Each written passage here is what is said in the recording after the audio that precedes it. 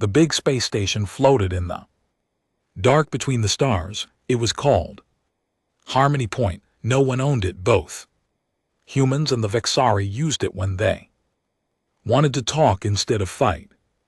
For 3 years, small ships from both sides had clashed near the border worlds. Neither side could win a full war. Too many ships would die, too many lives would end, so the leaders decided to meet here and make peace. Inside the main hall, the air felt cold and clean. Soft blue lights glowed on the walls. Humans sat on one side in gray uniforms. Vexari sat on the other side. The Vexari were tall, almost 2'1", and their skin looked like clear crystal, with faint lines of light moving under it. When they felt strong emotions, the lights grew brighter. Right now their lights were calm and pale. Laura Bennett, the human ambassador, stood at the front. She was short with short brown hair and sharp eyes. She spoke clearly into the translator. We want peace. Our people are tired of losing ships and friends. We will listen to your terms. Across from her stood Cale Thorne, the Vexari counselor. He was older, with deeper glowing lines on his face. His voice came out smooth but cold. Through the device, the Empire also seeks peace, but trust must be built. Words alone are weak. We offer something stronger. He paused. Everyone waited. Cale Thorne raised one long hand. A union, my Princess Lyra Voss, third daughter of the High Council, will marry a human. This bond will tie our honor. If either side breaks the peace, the shame falls on both families forever. No Vexari will dare attack after that. No human will dare either.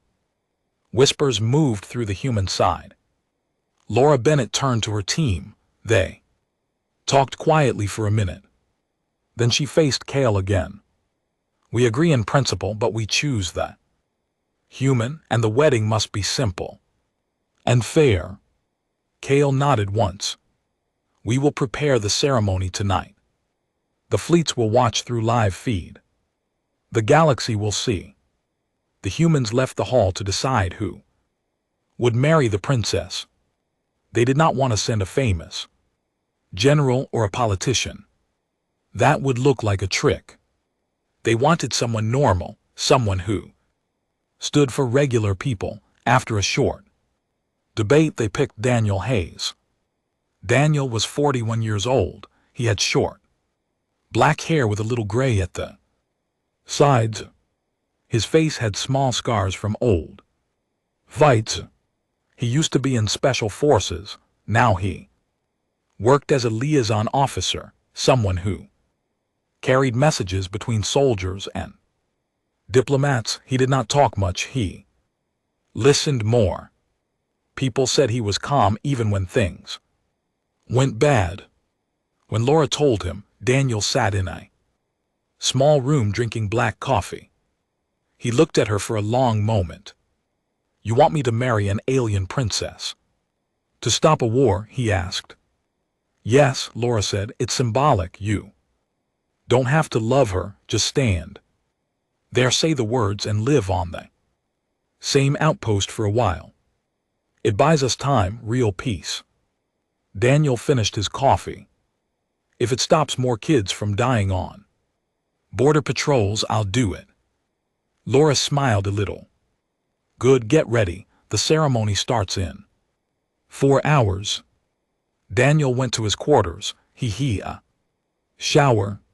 He put on the formal dark blue uniform. No medals, no extra decorations, just clean lines. He looked in the mirror. He did not feel like a groom. He felt like a soldier on a new mission. At the same time, Lyra Voss prepared in her private chamber on the Vexar side of the station. She stood tall and straight. Her skin glowed soft silver with blue patterns that moved slowly like water. Her long white hair floated a little. Because of the low gravity, she wore a thin robe of shining fabric that changed color when she moved. Her advisor, Cale Thorne, stood nearby. "This is necessary, Princess. The Empire needs stability. The humans are stubborn. This marriage will quiet the Warhawks on both sides." Lyra looked at her reflection in the crystal wall. "I understand duty. I have known it since I was small, but I do not know humans well. Are they so different?" Cale hesitated. "They are shorter, weaker in body. Their machines are strong, but their flesh breaks easily. They fight with passion, not precision. You will see." Lyra nodded. "Then I will treat him with respect. That is enough." The ceremony began at the center of the big hall. A round platform floated in zero gravity. Tiny lights drifted around it like fireflies. Humans and Vexar stood in circles on both sides. Cameras from both fleets recorded everything. Daniel walked in first. He moved slowly, boots magnetic to the floor until he reached the platform. Then he turned off the magnets and floated gently. He stood with hands behind his back. His face showed nothing. Lyra entered next. She did not use magnets. She pushed off the floor with perfect grace and glided to the platform. Her robe floated around her like mist. The blue lines on her skin brightened a little when she saw the crowd. She stopped beside Daniel. They were close enough to touch, but they did not. A neutral AI voice spoke in both languages. "We gather to bind two peoples, Daniel Hayes of Earth, Lyra Voss of the Vexari Empire. You stand here to seal peace. Do you accept this bond freely?" Daniel spoke first. His voice was low and steady. "I accept." Lyra's voice was clear and musical. "I accept." The AI continued. "Repeat after me. I vow to honor the peace. I vow to protect the life of my bonded. I vow to stand as one with the other people. If I break this, may my name carry shame across the stars." Daniel repeated the words carefully. Lyra said them with no change in her face. Two rings floated forward. One was simple silver for Daniel. The other was a thin band of crystal for Lyra. They each took the ring meant for the other. Daniel held Lyra's long fingers gently. He slid the crystal band onto her finger. It glowed once and shrank to fit perfectly.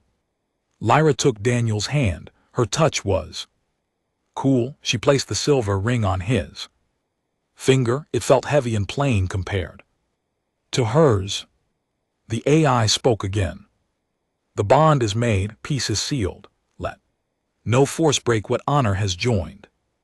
The crowd stayed quiet. No cheers, no music, only the soft hum of the station. Lyra looked at Daniel for the first time. Really? He was shorter than her by almost a head.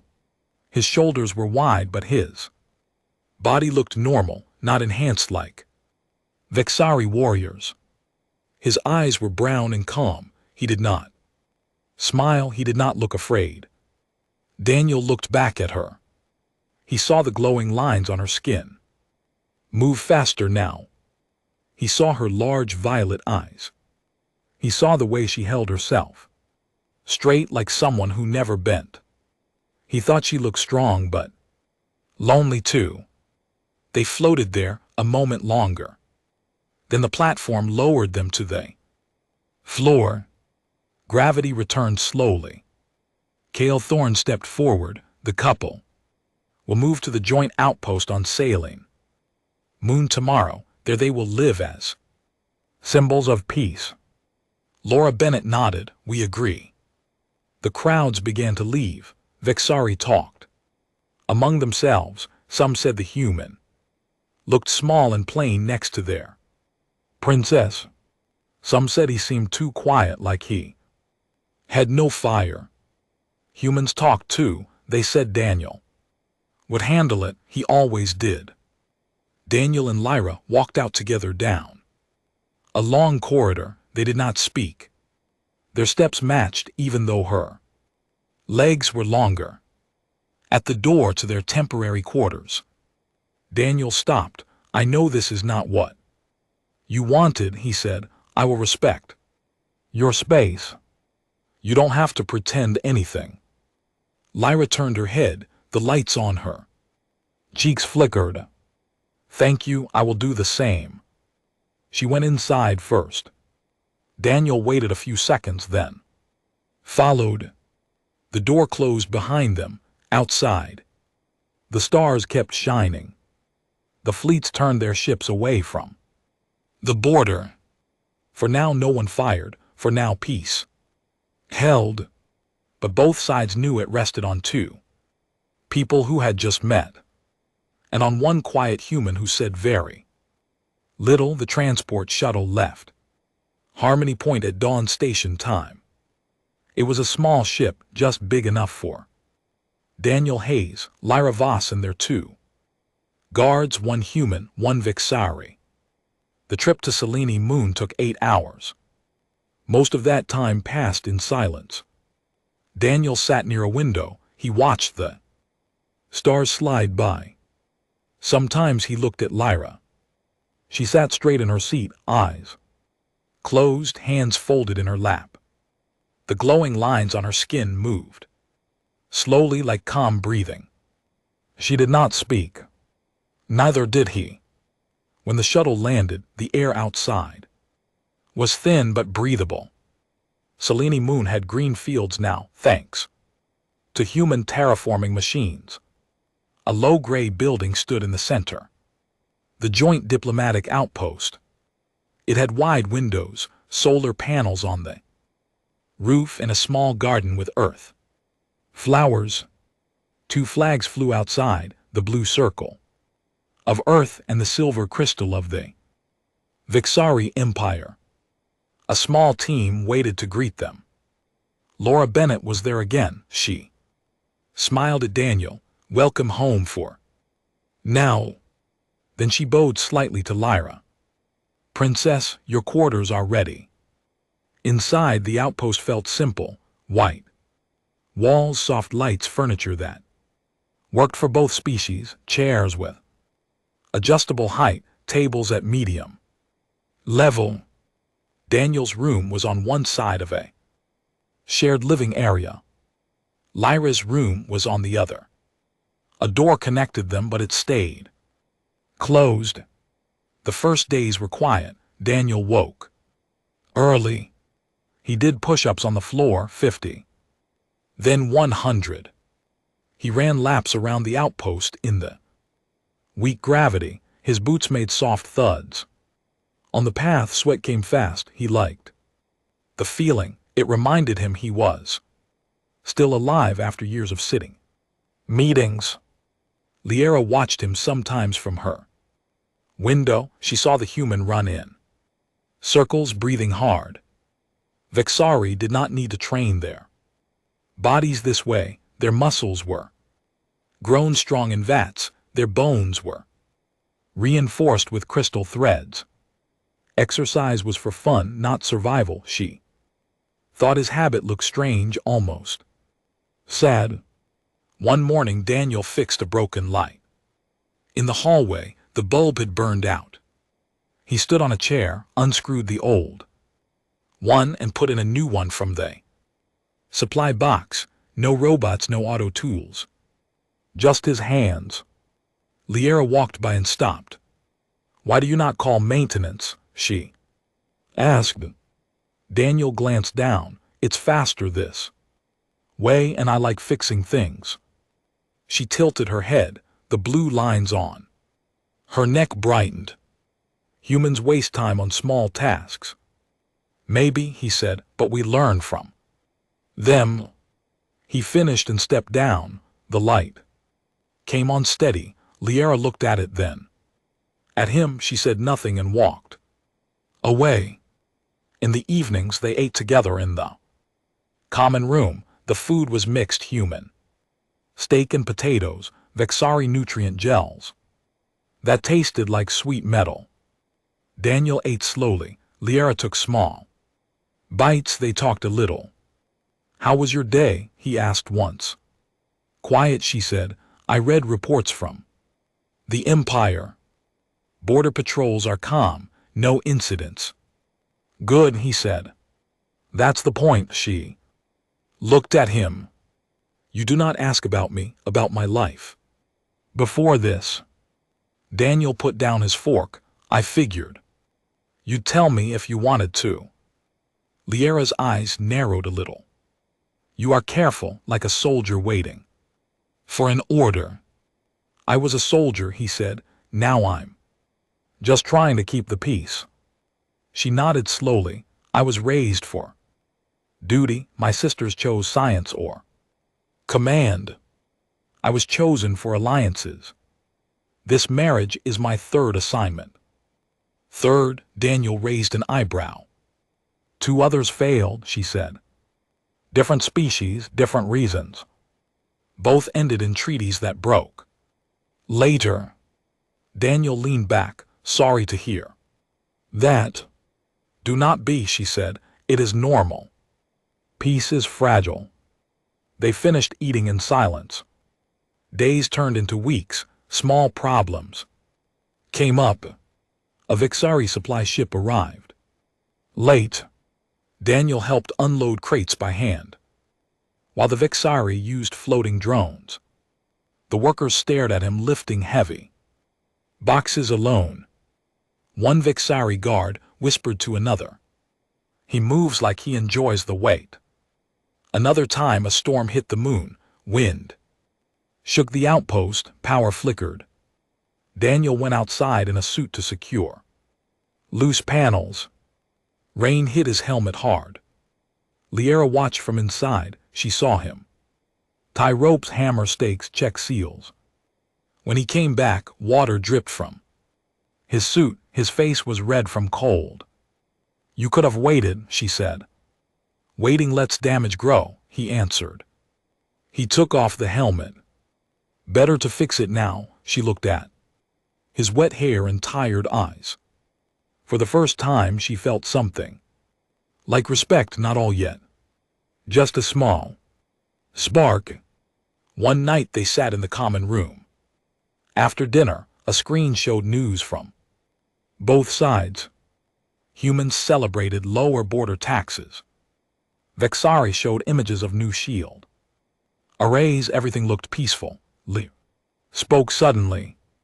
Tell me a story about humans, a true one. Daniel thought for a moment.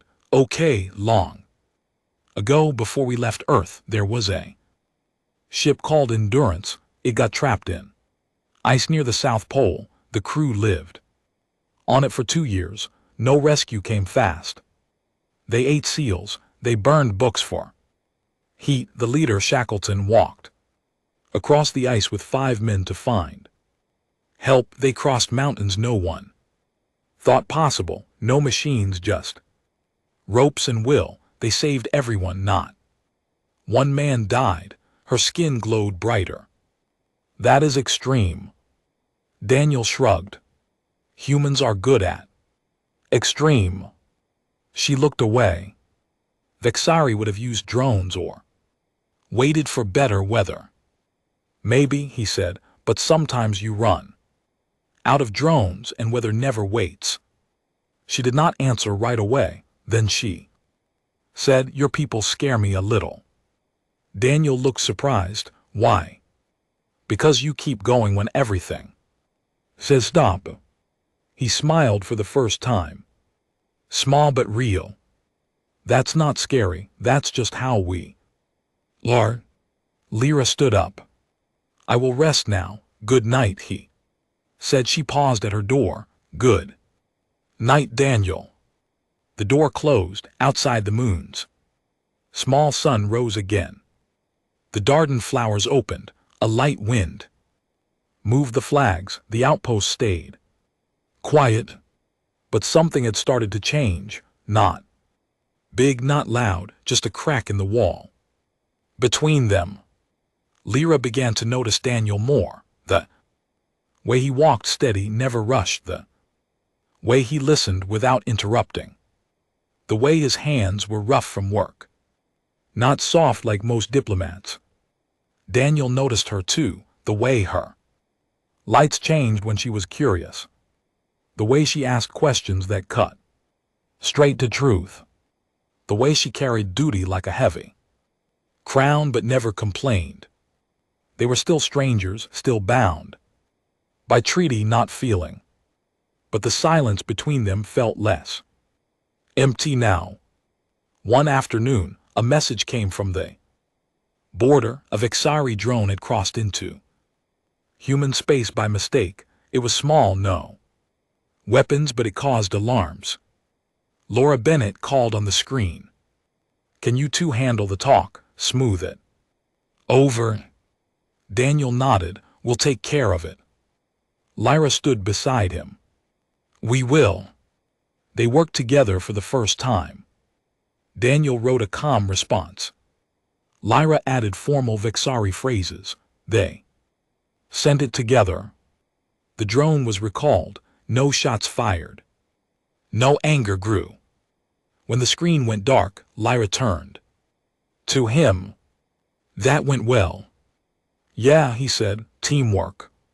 She almost smiled, almost outside the stars came out again. Selene moon turned slowly. Peace held steady for now. But far away in the dark of space, other eyes watched, eyes that did not want peace, eyes that waited for a mistake. Daniel and Lyra did not know it yet, but the real test was coming. The quiet days on Selene moon ended without warning. It started with a small alert on the outpost screen. A blip appeared at the edge of the sensor grid, fast, small, and closing. Daniel was in the gym doing pull-ups on a bar he had bolted to the wall himself. Sweat ran down his back.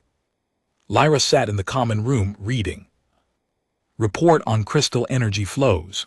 The alert tone sounded soft at first, then louder. Daniel dropped to the floor and wiped his face with a towel. He walked to the control panel. Lyra joined him. The screen showed 3 shapes, sharp, arrow-like ships. No flags, no signals. Just speed. "Those are not patrol ships," Lyra said. Her voice stayed calm, but the lights on. Her arms flared bright blue. Daniel tapped the comms. "This is Selena. Outpost, unidentified vessels, state. Your purpose?" No answer. The ships kept coming. Then the first shot hit. A thin lance of purple energy struck the outer shield. The whole building shook. Lights flickered. Alarm screamed. Laura Bennett's face appeared on the emergency channel. "Daniel, Lyra, we see it from orbit. It's a splinter group, Vexari. Hardliners. They want to kill the princess and blame humans. Get to the safe room." The line cut. Another hit rocked the outpost. Sparks flew from a wall panel. Daniel moved fast. He grabbed Lyra's arm, not rough but firm. "Come on." They ran down the corridor. The 2 guards, one human named Alex, one Vexari named Taryn, followed. Alex carried a rifle. Taryn held a short energy blade. They reached the inner safe room. Thick metal doors. Daniel sealed them with a code. The room had emergency supplies, air filters, and small weapons locker. Outside, explosions grew louder. Attackers had landed. Boots echoed on the metal floors. Laser fire hissed. Lyra stood against the wall. Her skin glowed so bright it hurt to look at. "They are my people. I should talk to Them. Daniel shook his head. Not now, there. Not here to talk. Alex checked his rifle. 3 squads at least. They breached the east wing. Taryn nodded. They know the layout. They planned this. A loud bang hit the safe. Room door, metal groaned. The attackers were cutting through.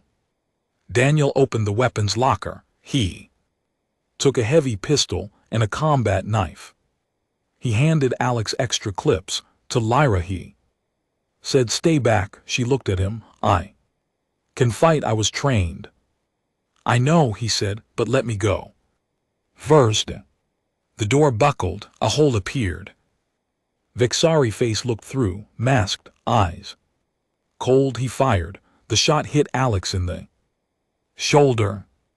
Alex fell back, grunting.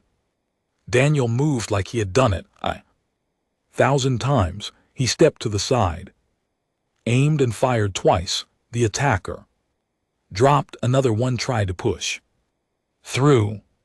Daniel grabbed the edge of the hole, pulled hard and yanked the Vexari inside. He drove his knee into the attacker's stomach, then slammed the helmet against the wall. The Vexari went limp. Lyra watched. Her lights pulsed fast.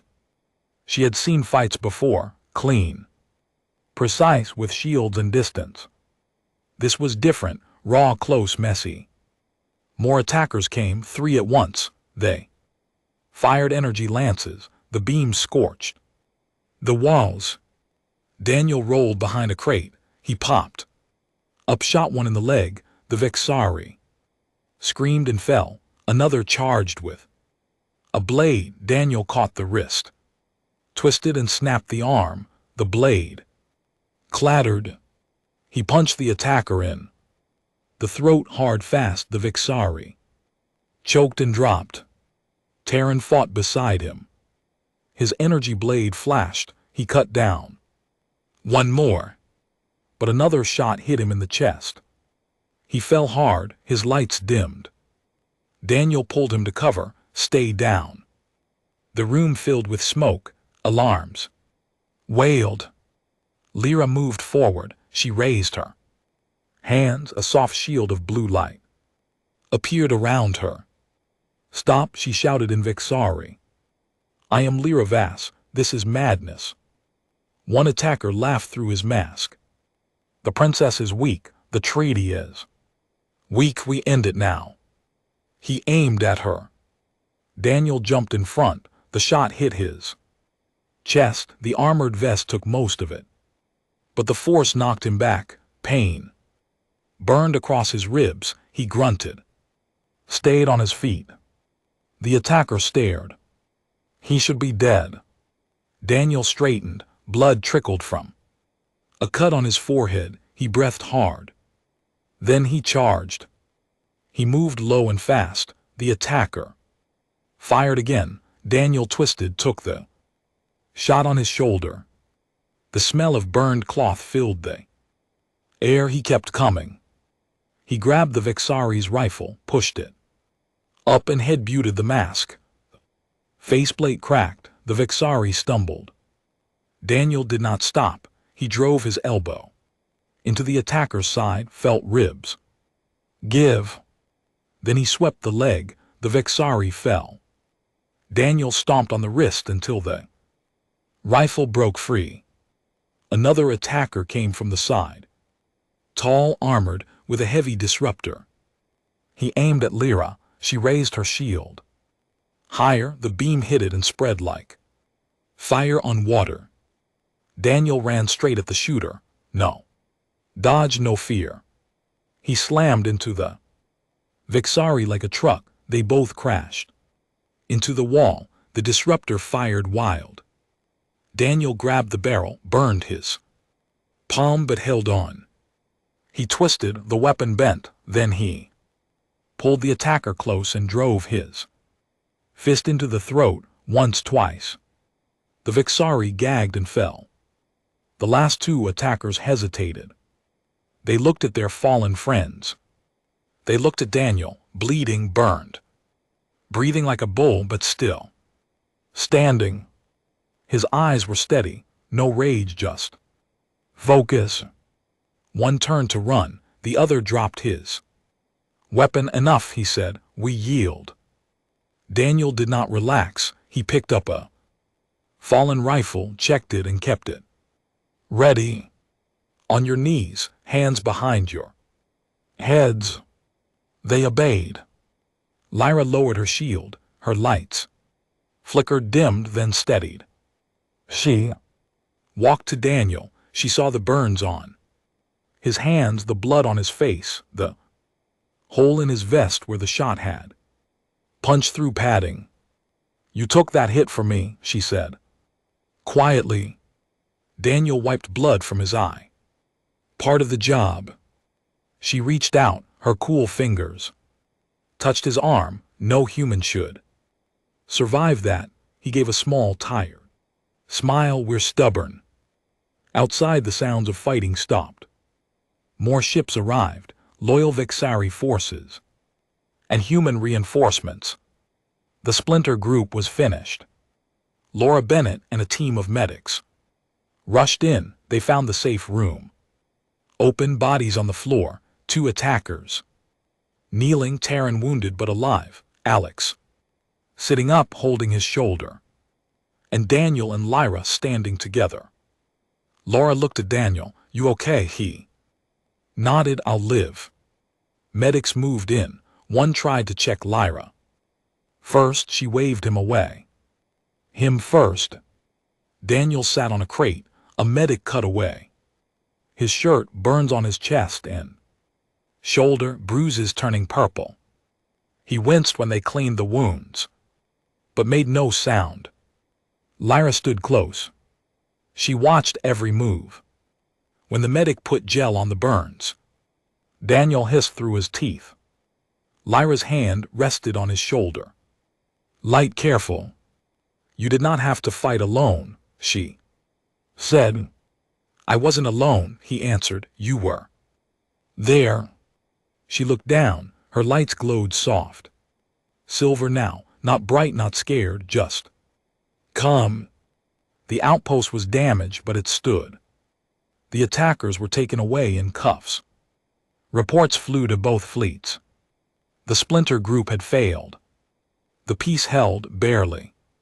But something bigger had happened in that small, smoky room. Lyra had seen what humans were made of. Not machines, not crystal. Just flesh and will, and that will had refused to break. Daniel looked at her. You good? She nodded. Yes, thanks to you. He looked away, just doing what needed doing. The medics finished. Daniel stood. Slowly, pain showed on his face, but he walked straight. Lyra walked beside him. For the first time, she matched his steps exactly. Not ahead, not behind, beside. Outside the window, the stars shone cold and bright. Selene moon turned quietly. The flag still flew. The crisis was over, but the real change had just begun. The attackers were gone. The outpost smelled of burned metal and smoke. Medics worked fast. They carried wounded on stretchers. Daniel sat on a low bench in the hallway, while a doctor wrapped fresh bandages around his burned hands. His chest hurt with every breath, but he kept his face calm. Lyra stood a few steps away. She had not moved far from him since the fighting stopped. A new alert sounded deeper, louder. The floor shook again. Everyone looked up. Through the big window, a massive shadow crossed the moon's surface. A Vexari war mech dropped from orbit. It was huge, 3 stories tall, legs like thick pillars, arms ending in glowing cannons. The machine landed hard outside the outpost. Dust flew up in a cloud. Its red eyes lit up and scanned the building. Laura Bennett ran into the hall. Her face was pale. It's the faction leader. He piloted it himself. He wants to finish what the others started. Our shields are down. The reinforcements are still 10 minutes. Out. Daniel stood slowly, pain shot through. His ribs, he ignored it. How many? Inside, none, Laura said. He's alone. In the cockpit, but that thing can level the whole outpost in one shot. Lyra stepped forward. I will go out, he. Well, listen to me. Daniel put a hand on her arm. No, he's past listening. The mech raised one arm, a cannon, charged with a high whine, purple light, built inside the barrel. It pointed straight at the main building, straight at them. Daniel looked around. The weapons locker was empty. Most rifles were broken or out of power. He saw a heavy tool crate nearby. Wrenches, hammers, a cutting torch. Nothing that could hurt a Warmech, but he moved anyway. Daniel, Lyra said, her voice was tight. You are hurt. I know, he said. He picked up the cutting torch. It had a short fuel tank, maybe enough for one job. He walked to the airlock. Laura tried to stop him. You can't fight that thing. I'm not fighting it, he said. I'm stopping it. The airlock cycled. Daniel stepped out onto the moon's surface. The weak gravity made his steps light, but every move pulled at his wounds. The mech turned its head, the red eyes locked on him. A speaker boomed, human. Step aside, this ends the false peace. Daniel did not answer. He started walking straight toward the mech. No. Run, just steady steps. The cannon stayed pointed at the post, but a smaller turret on the shoulder swiveled to track him. Lyra watched from the window. Her lights flared bright, then dimmed with fear. She pressed her hand to the glass. Daniel got closer. 50 M30, a mech fired a warning shot. Energy scorched the ground in front of him. Dirt exploded. Daniel did not stop. He kept walking. At 20 M, the mech raised a massive foot to crush him. Daniel dove to the side. The foot slammed down. The ground cracked. He rolled, got up, kept moving. He reached the leg. It was smooth metal. No easy holds, but Daniel jumped. His fingers found a seam where armor plates met. He pulled himself up. Pain screamed in his shoulders. He gritted his teeth and climbed. The mech shook. It tried to shake him off. Daniel held tight. He climbed higher, past the knee joint, past the hip. The cockpit was near the chest. Small hatch sat there, reinforced, locked. The mech swung an arm. Daniel ducked under it. The wind from the swing almost pulled him loose. He grabbed the sensor array and pulled harder. Inside the cockpit, the faction leader, a tall Vixari named Vor, laughed. You climb to your death. Daniel reached the hatch. He jammed the cutting torch against the lock. Blue flame hissed. Metal glowed red. Sparks flew. The lock melted slowly. Vor fired the shoulder turret. Shots hit close. One grazed Daniel's leg. Blood soaked his pants. He did not stop. The hatch gave way. Daniel tore it open. With both hands, muscles strained, veins stood out on his neck. The metal bent and snapped. He threw the hatch aside. Vor turned in his seat. His eyes widened. He reached for a control stick.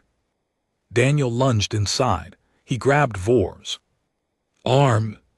The Vixari was strong, crystal bones, enhanced power, but Daniel used leverage. He twisted the arm back. Vor grunted. Daniel reached past him. His burned hand closed around the mech's main power core, a glowing crystal orb in the center console. He squeezed hard. The crystal cracked. Energy arced. Lights flickered inside the cockpit. Vor shouted, no. Daniel pulled. the core came free in his hand. Wires snapped, sparks showered. The mech froze, its arms dropped. Legs buckled, the whole machine tilted. Daniel jumped out just in time. He hit the ground hard. The mech crashed forward, metal groaned. Dust rose in a thick cloud. It lay still, smoke poured from the joints. Silence fell, only the wind moved. Daniel stood up slowly. His clothes were torn, blood ran down his face and leg. His hands shook, he breathed deep, chest rising and falling. He looked back at the outpost. Lyra ran out through the airlock. She crossed the distance fast. Low gravity let her glide. She reached him and stopped. Her lights pulsed wild, blue, silver, gold. She stared at him, then at the fallen mech, then back at him. No words came at first. Daniel wiped blood from his mouth. "It's done." Lyra touched his arm. Her fingers were cool against his hot skin. You broke it with your hands." He shrugged. "Had to." She looked into his eyes. They were tired but clear, no fear, no pride. Just the same steady look he always had. Behind her, more ships arrived, loyal Vexari troops, human marines. They landed fast. They saw the mech on the ground. They saw Daniel standing there, small against the wreck. Laura Bennett came out next. She stared. "Daniel." He nodded once. "Tell them the fight's over." Word spread like fire through the fleet. Screens showed the scene live. Vexari officers watched in silence. Humans cheered quietly in their ships. The image was simple: one human, bloody and burned, standing next to a destroyed war machine twice the size of a house. Lyra stayed close to Daniel. She did not let go of his arm. When medics tried to take him, she walked with them.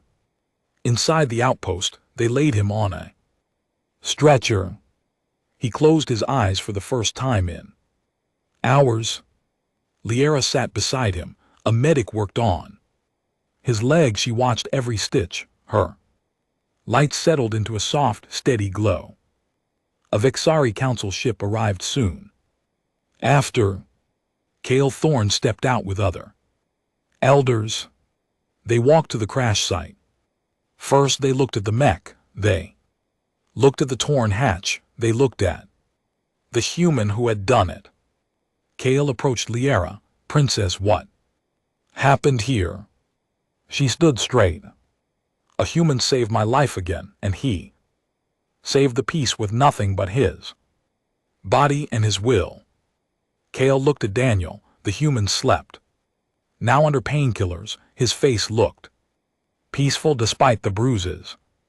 The counselors spoke in low voices. They had seen strength before: shields, weapons, crystal armor. They had never seen this: a fragile body that refused to quit, a mind that saw no impossible. Liara turned to Cale. "The treaty holds. But it holds because of him, not because of words, because of what he did." Cale nodded slowly. "We see." Outside, the moon's small sun rose higher. Light touched the wreck. It touched the outpost. It touched the two flags still flying side by side. Daniel opened his eyes later. Liara was still there. "You stayed," he said. She nodded. "I could not leave." He looked at her. "You don't have to stay out of duty." Her lights brightened. "It is not duty. Now." He gave a small smile. "Good." The room was quiet. Machines beeped softly. Outside, repair teams worked.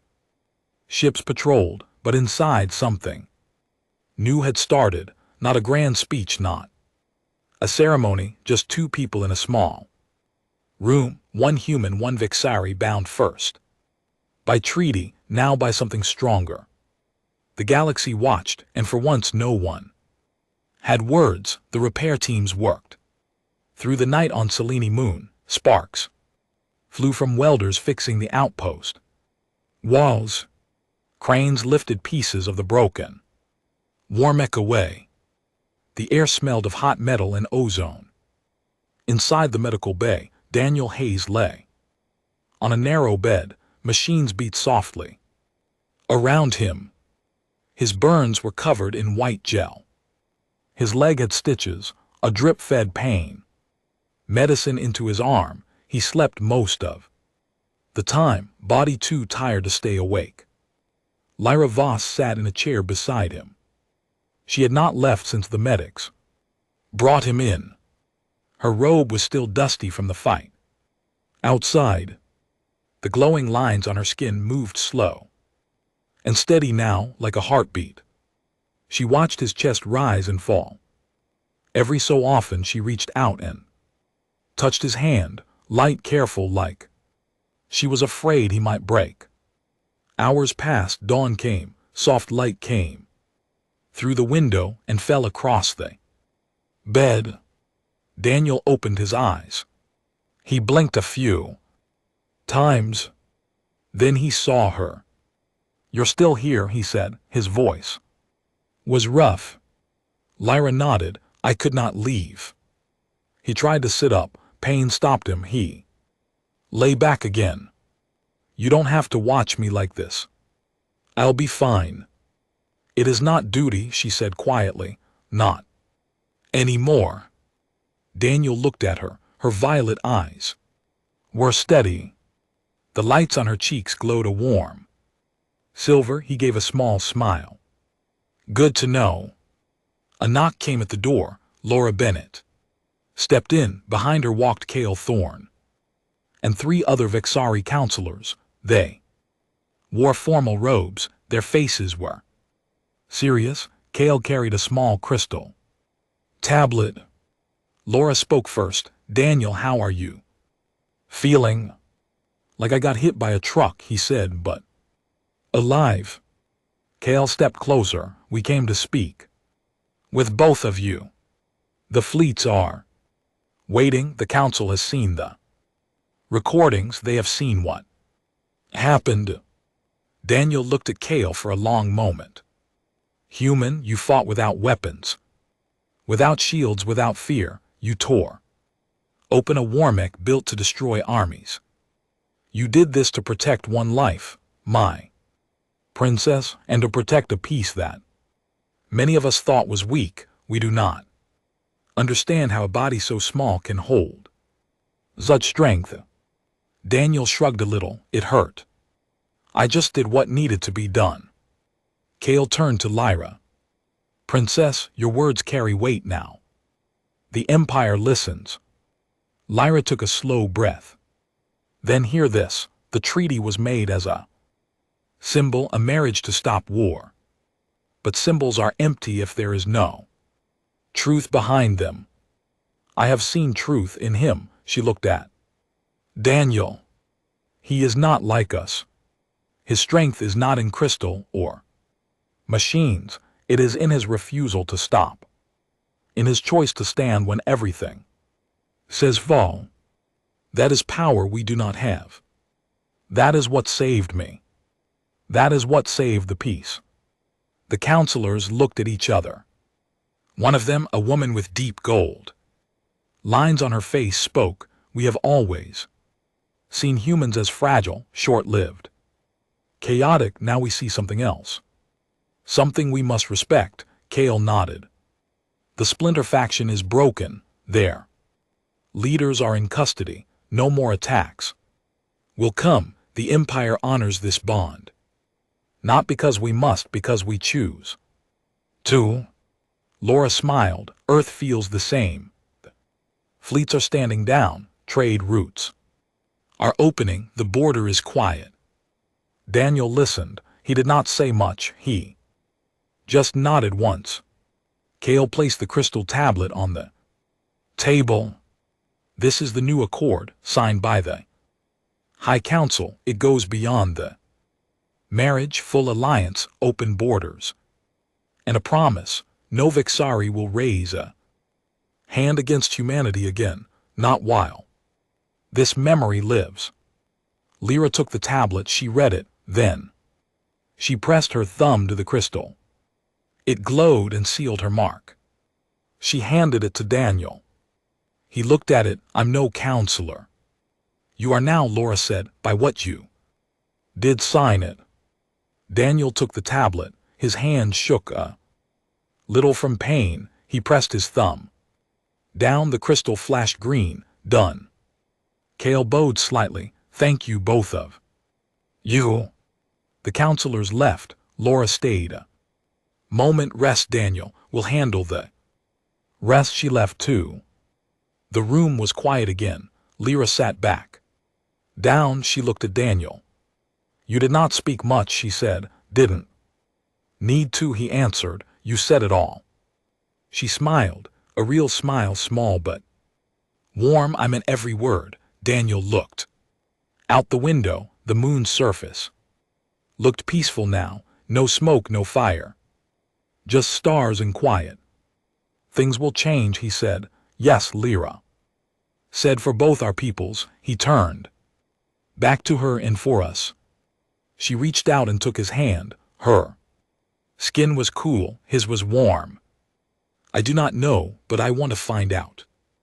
Not because of duty, because I choose it. Daniel squeezed her hand gently. Me too. Days passed. Daniel got stronger. He walked the halls with a limp at first. Then without, Lyra walked with him. They talked more about small things, about big things, about earth storms, about Vixari crystal gardens, about what they both wanted from life now that the war was truly over. One evening they stood outside the outpost. The air was cool, stars filled the sky. The two flags waved in the weak wind. Lyra looked up. Your people are spread across so many worlds. You keep going, you keep finding new places, new fights, new hopes. Daniel nodded. We don't know how to stop. She turned to him. I used to think that was reckless. Now I think it is beautiful. He looked at her. And you, what do you think now? I think I want to see it, she said with you. Daniel smiled. Then we'll go together. They stood there a long time. No rush. No words needed. The galaxy watched from afar. Ships from both sides passed quietly. No weapons, no threats, just peace, real peace. News spread fast. On Earth, people talked about the human who stopped a war with his bare hands. In the Vexari Empire, elders told stories of the fragile man who broke a mech and changed everything. Children listened wide-eyed. Warriors nodded in respect. But on Selene Moon it was simpler. Two people, one human, one Vixari, walking side by side, learning each other, building something new. Daniel never bragged. Lyra never forgot. They lived the peace they had saved, not with speeches or parades, but with quiet days and shared nights. And when anyone asked how the treaty held so strong, the answer was always the same. One display of strength, pure awe, no words. The stars kept shining, the moon kept turning, and for the first time in a long time, no one feared what came next.